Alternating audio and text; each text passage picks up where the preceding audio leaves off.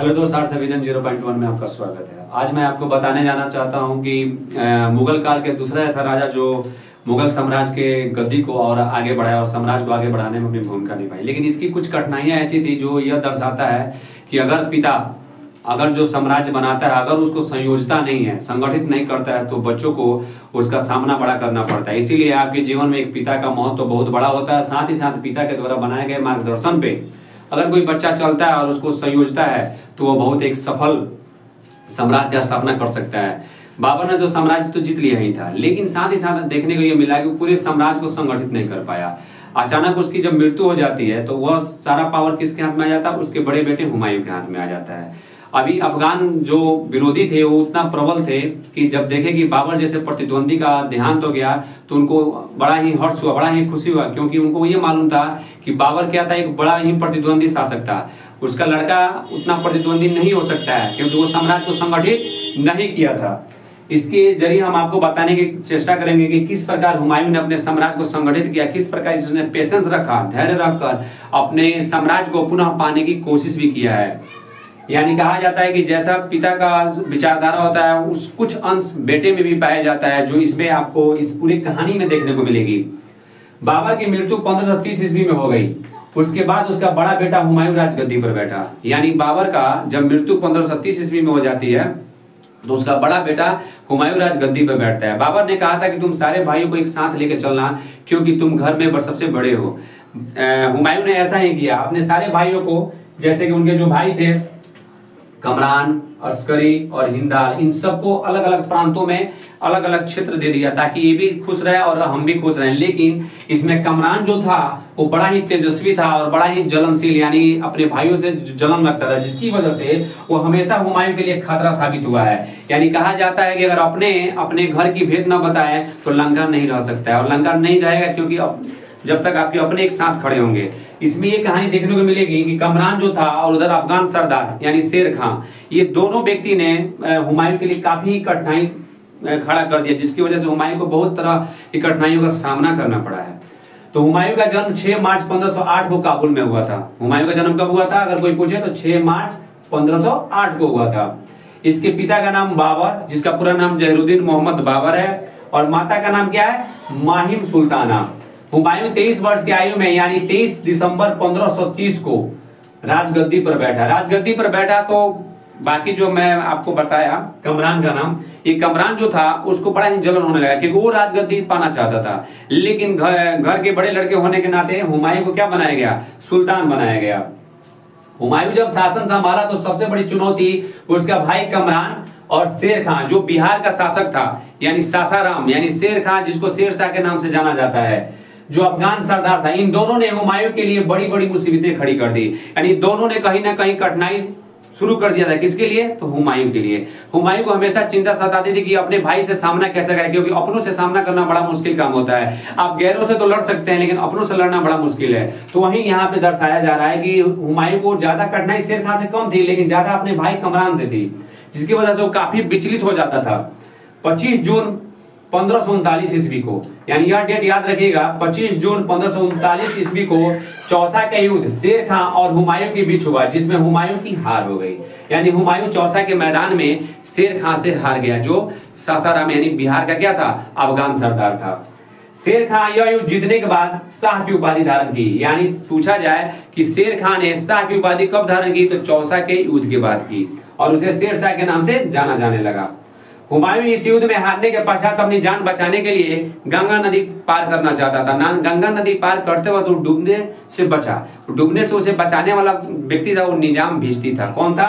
निजाम भिश्ती, जिसको हुमायूं ने एक दिन के लिए राजा बनाया, और वो एक दिन के राजा बनने में निजाम ने चमड़े के सिक्के चलवाए थे।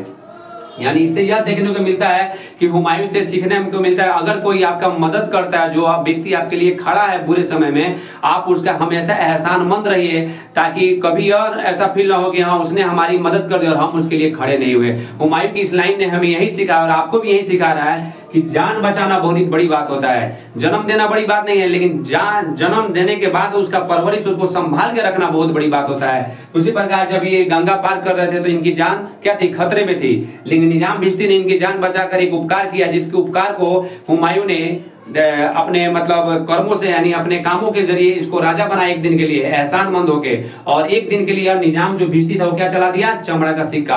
तो यह प्रमाणित कर दिया कि इस्लाम धर्म के अनुसार इसने अपना जो धर्म था वो बहुत ही बेहतर निभाया। यानी जो अगर आपके साथ अच्छा करता है उसके साथ अच्छा कीजिए, और जो अच्छा नहीं करता उसको अच्छा करने का सलाह दीजिए, ताकि वो बेहतर से बेहतर इंसान बन सके।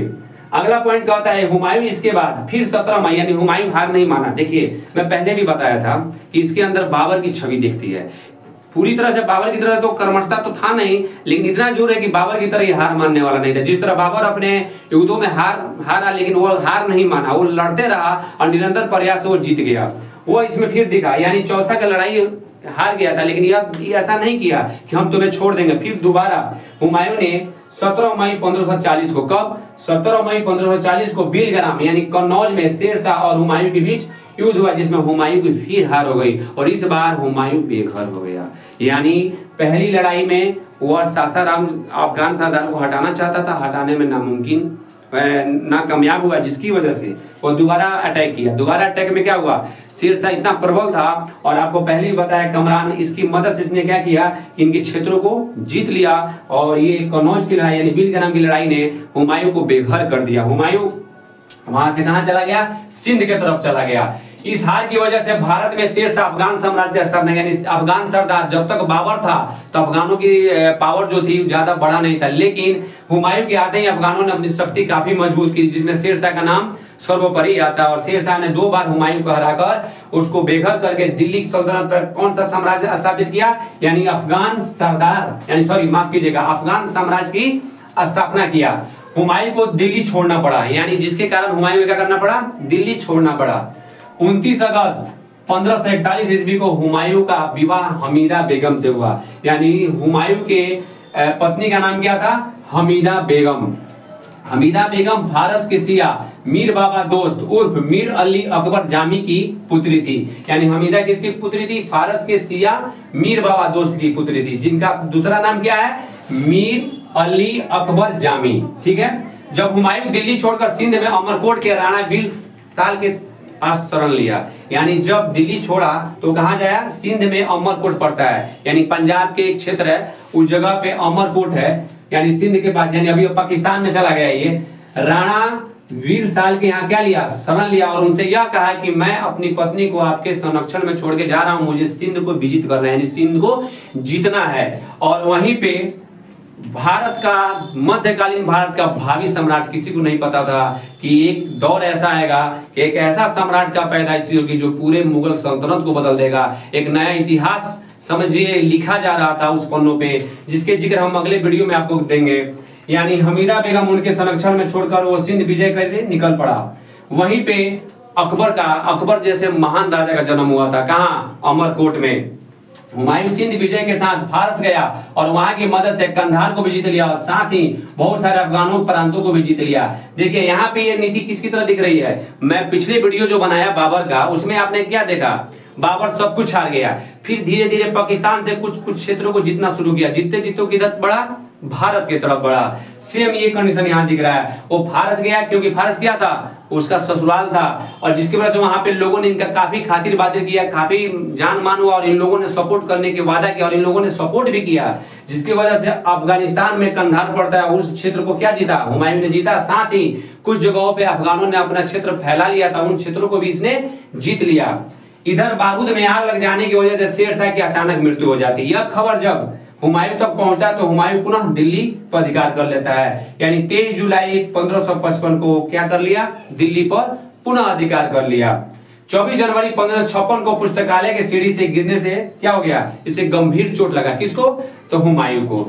24 जनवरी 1556 को जब ये पुस्तकालय के सीढ़ी से उतर रहा था, अचानक पैर फिसल गया, जिसकी वजह से वो गिरा तो इसको काफी गंभीर चोट लगा, जिसके कारण 27 जनवरी 1556 को हुमायूं की मृत्यु हो जाती है। यह पुस्तकालय आज भी दिल्ली के पुराना किला में मौजूद है। यानी हुमायूं का अर्थ होता है भाग्यशाली। हम भाग्यशाली कह सकते हैं क्योंकि भाग्यशाली था कि देखिए शुरू में पिताजी ने विरासत छोड़ा, उसको संयोजन नहीं था, संयोजने की कोशिश किया, फिर हारने के बाद फिर दोबारा अटैक किया, फिर हारा, पूरा दिल्ली छोड़ना पड़ा।